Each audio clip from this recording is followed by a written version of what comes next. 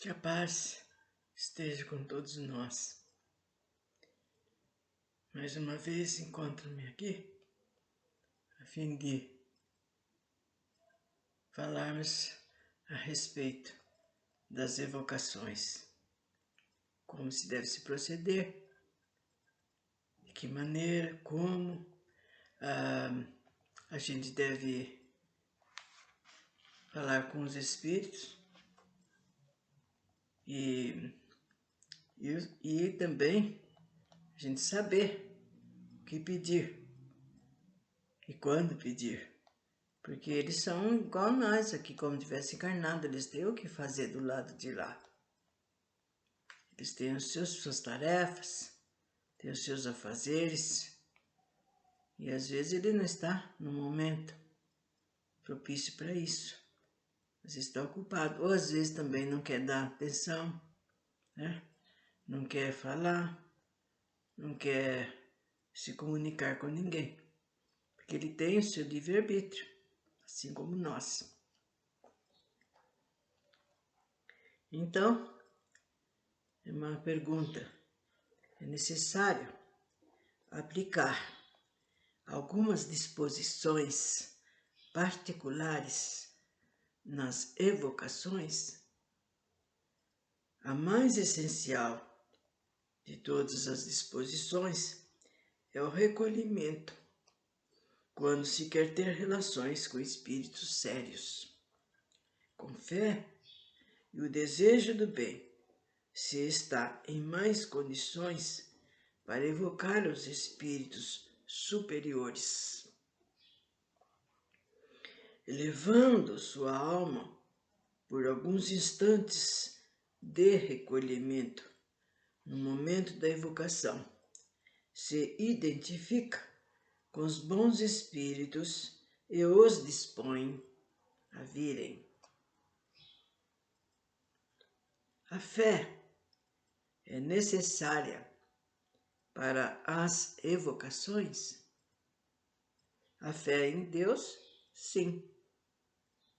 Para o mais, a fé virá, se quiserdes o bem e tiverdes o desejo de vos instruir.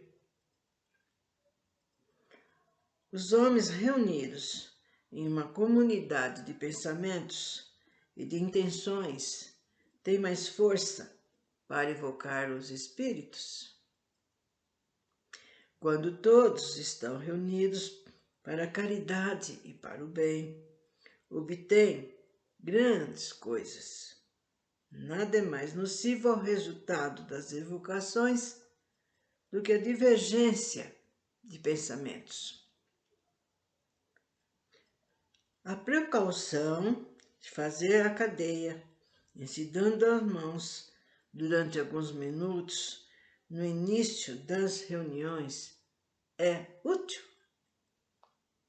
A cadeia é o meio material que não estabelece a união entre vós. Se ela não existe no pensamento, o que é mais útil do que tudo isso é unir-se em pensamento comum, apelando cada um de seu lado aos bons espíritos. Não sabeis tudo o que poderia obter em uma reunião séria, na qual fosse banido todo sentimento de orgulho, de personalidade, e onde reinasse um sentimento de mútua cordialidade. As evocações com dias e horas fixados são preferíveis? Sim, e se possível, no mesmo lugar. Os espíritos vão naturalmente. É o desejo constante que tendes, o que ajuda os espíritos a virem se colocar em comunicação convosco. Os espíritos têm suas ocupações, que não pode deixar de improviso para a vossa satisfação pessoal. Digo, no mesmo lugar, mas não creiais que seja uma obrigação absoluta, porque os espíritos vão por toda parte. Quero dizer que um lugar consagrado a isso é preferível, porque o recolhimento nele é mais perfeito.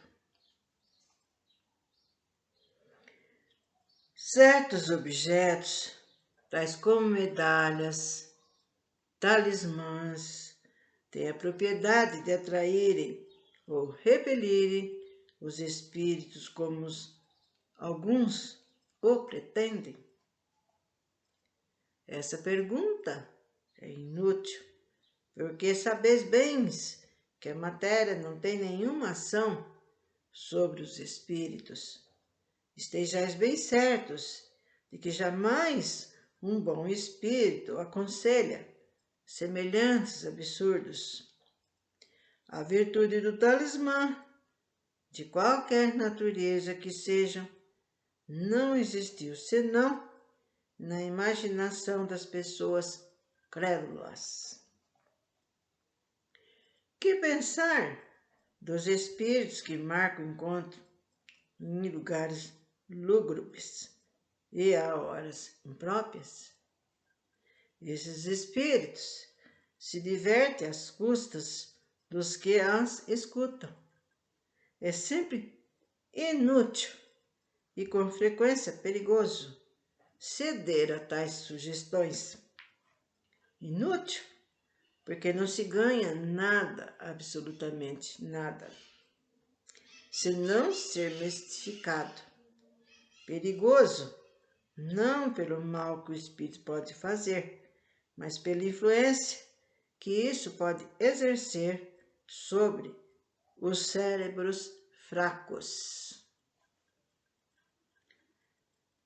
Há dia e horas mais propícios para as evocações? Para os espíritos, isso é completamente indiferente, como tudo que é material, e seria uma superstição crer na influência de dias e de horas. Os mais propícios momentos são aqueles nos quais o evocador pode estar menos distraído por suas ocupações habituais, quando seu corpo e seu espírito estão mais calmos. A evocação é, para os espíritos, uma coisa agradável ou penosa. Vem de boa vontade quando são chamados. Isso depende do seu caráter e do motivo que os faz, que o fez chamar.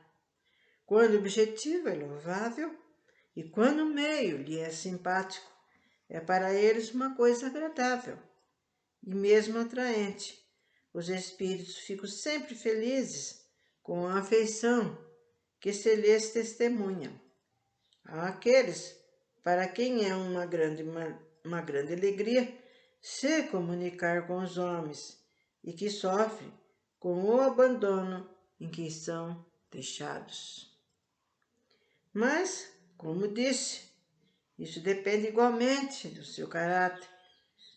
Entre os espíritos há também os misantropos que não gostam de ser perturbados e cujas respostas se ressentem de mau humor, o seu mau humor, sobretudo quando são chamadas por pessoas indiferentes, pelas quais não se interessam. Um espírito frequentemente não tem nenhum motivo para vir a esse chamado do desconhecido, que lhe é indiferente e que está quase sempre movido pela curiosidade.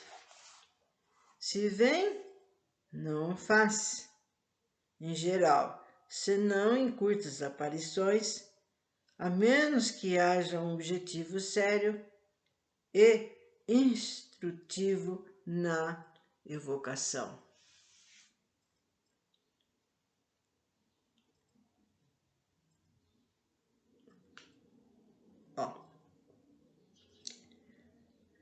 Nota.